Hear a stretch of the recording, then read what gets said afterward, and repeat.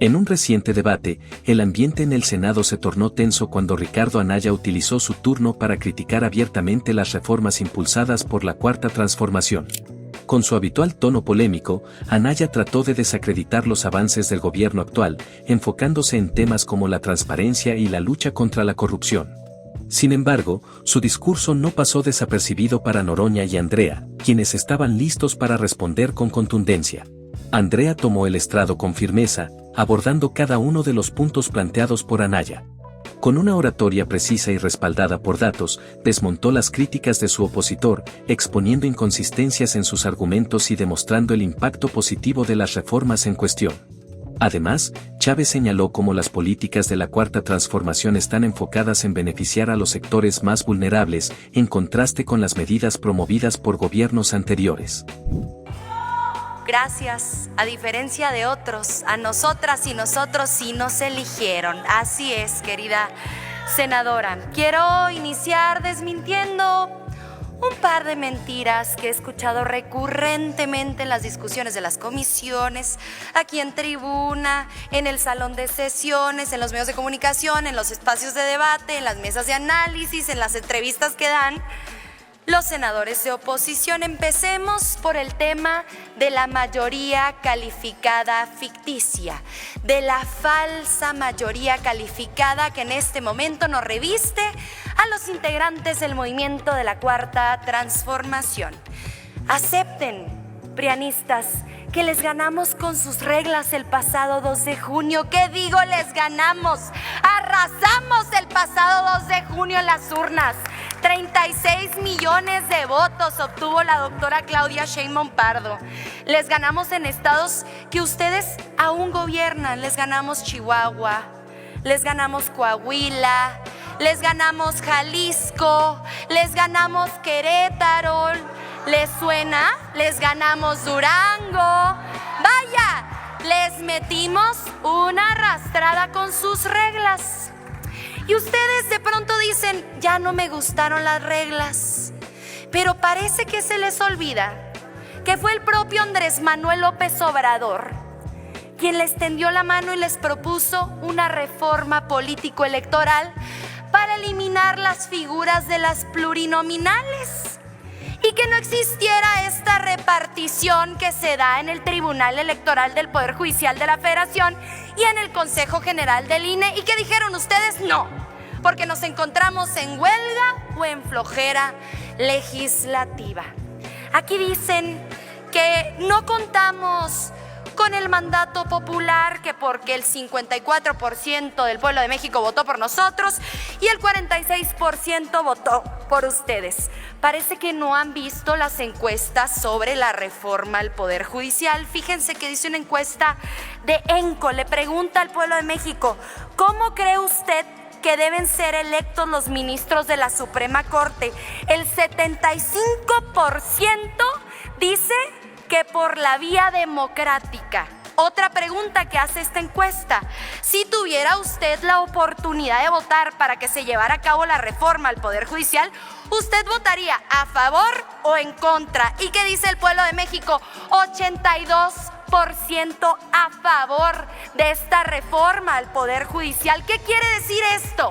Que mucha más gente de la que votó incluso por nosotras y por nosotros está a favor de esta reforma al Poder Judicial. A eso nos referimos cuando hablamos de que el pueblo de México está con esta reforma, que está con estas modificaciones, que está con este proceso deliberativo y que estará a favor de la votación que aquí habremos de entregar en un par de horas. Esa es la segunda mentira que queda desmentida. La tercera lo puse en grandote porque parece que de plano no lo entienden, no lo ven, no lo escuchan. Con gusto se los vuelvo a leer. El artículo 61, fracción primera de la Ley de Amparo establece que el juicio de amparo es improcedente contra adiciones o reformas a la Constitución Política de los Estados Unidos Mexicanos. ¿Qué estamos haciendo con esta reforma?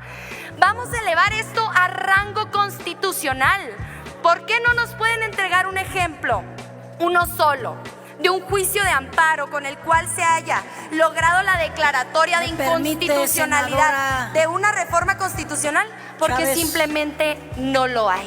Adelante, presidente. Senadora Chavira, ¿con qué objeto? Darle a la oradora si me acepta una pregunta. Con todo Le gusto. preguntamos, senadora Chávez, si Con todo acepta gusto, una pregunta. presidente. Adelante, senadora Chavira. Sí, gracias, senadora. Observamos ese mastodonte que pusieron allá. Decirle, si la definición de dictadura, régimen político que por la fuerza y violencia concentra todo el poder en una sola persona, grupo, reprime los derechos humanos, las libertades individuales. Dictadura perfecta, según Vargas Llosa, 70 años viviendo con un solo partido. Usted es muy joven, pero quienes vivimos la represión por pensar diferente, sabemos lo que significa vivir en un partido de Estado, vivir bajo exhibirnos y no tener las libertades. Usted, Andrea Chávez, ¿recuerda esos momentos de represión en los gobiernos del PRI y del PAN? Tiene 2 minutos, senadora Chávez. Gracias, senadora Guadalupe Chavira. Es muy interesante su pregunta. Inicio diciéndole que efectivamente soy joven, pero vivo en la memoria de los relatos orales de mis padres, de los relatos orales de mis abuelos, de mis bisabuelas. Y he leído mucho, me gusta mucho la lectura y parece que debería empezarles a gustar más la lectura a partir de ahora, porque de plano todos los días exhiben su ignorancia. Dictadura fue Nochixtlán, dictadura fue Atenco, dictadura fue Acteal, dictadura fue el 68, la represión al movimiento estudiantil, dictadura fue la guerra sucia, en donde querían ir en contra de los simples revoltosos comunistas, como nos llamaban, como se atrevían a llamarnos. Dictadura es ese sistema que se perpetúa en el poder a través de las violaciones a derechos humanos. ¿Cómo van a querer ustedes tener la cara de venir a hablar de dictadura enfrente, por ejemplo, de nuestra compañera, hija de don Eberto Castillo, que luchó en contra de su dictadura? ¿Cómo viene el PRI a decir la dictadura de México, por Dios, si ustedes eran los reyes de las mayorías calificadas? Ojalá las hubieran utilizado para ayudarle al pueblo de México, para las pensiones para adultos mayores, para las becas para jóvenes, para los fertilizantes para el campo, para los precios de garantía, pero no, la utilizaban para sus reformas energéticas, la utilizaban para sus reformas. Sacaron de patitas a la calle a todos los ministros de la Suprema Corte con Ernesto Zedillo por presidente de la República. ¿Cuándo en la historia del mundo se había visto que en un parlamento senadores opositores o diputados opositores denunciaran una dictadura? Es inclusive una contradicción esa presencia que tienen ustedes aquí el día de hoy, pero no se dan cuenta. No entienden que no entienden. Muchas gracias. Continúo. Hablamos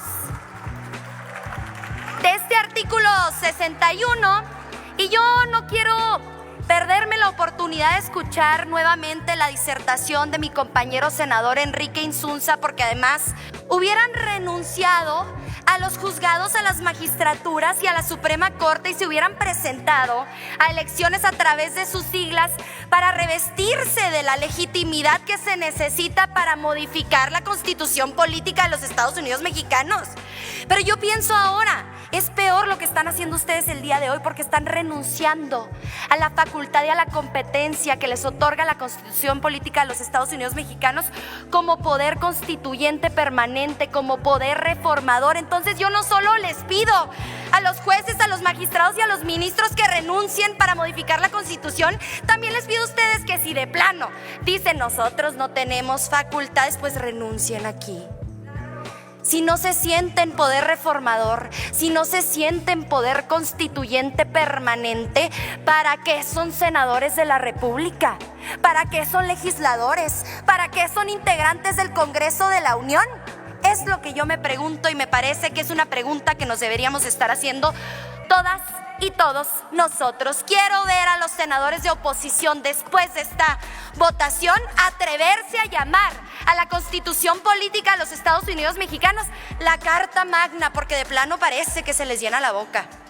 La norma fundamental. Quiero verles a ustedes defender la jerarquía y la supremacía constitucional después de esta votación. Quiero que se atrevan después de cómo se van a exhibir ante el pueblo de México el día de hoy. Noroña no se quedó atrás y sumó su intervención al debate. Con su característico estilo directo, recordó a Anaya el papel que jugó su partido en decisiones que afectaron a la ciudadanía, como los recortes a programas sociales y la falta de inversión en infraestructura clave. Noroña resaltó que la oposición parecía más interesada en desacreditar que en proponer soluciones concretas para el bienestar del pueblo. Mientras Anaya intentaba recuperar terreno con más críticas, Chávez volvió a intervenir, dejando claro que la 4T no solo es un movimiento político, sino un cambio de paradigma enfocado en la justicia social y la igualdad. Y me parece fundamental comentarles algo esencial. ¿Por qué estamos defendiendo la jerarquía constitucional? Porque la Constitución tiene una validez especial. ¿Cuál es la validez especial que tiene la Constitución? La que le da el proceso de reforma constitucional. ¿Por qué? Porque en las elecciones buscamos conseguir y alcanzar las reformas constitucionales a través de alcanzar la mayoría calificada. Lo hacemos también en la votación para los diputados locales que también forman parte. Persiste, las acciones de inconstitucionalidad persisten, las controversias de constitucionalidad persisten. Dejen de mentirle al pueblo de México. Háblenle con los datos, háblenles con las informaciones que les han hecho llegar sus asesores, que me consta, que les hacen las notas informativas. Escúchenlos, están cegados. Están ensordecidos. Abran el entendimiento, el corazón y se darán cuenta que esta reforma tiene una profunda convicción democrática, tiene una profunda convicción a favor de la igualdad social y a favor de lo más importante, la justicia para el pueblo de México. Les agradezco mucho. De veras que este debate ya se volvió algo esquizofrénico. Si, como ustedes sostienen, todo esto ya está establecido, entonces, ¿por qué están reformando la Constitución? Punto. Esa no es una respuesta posible. No pueden decir que porque no lo entienden, no lo entiende quién.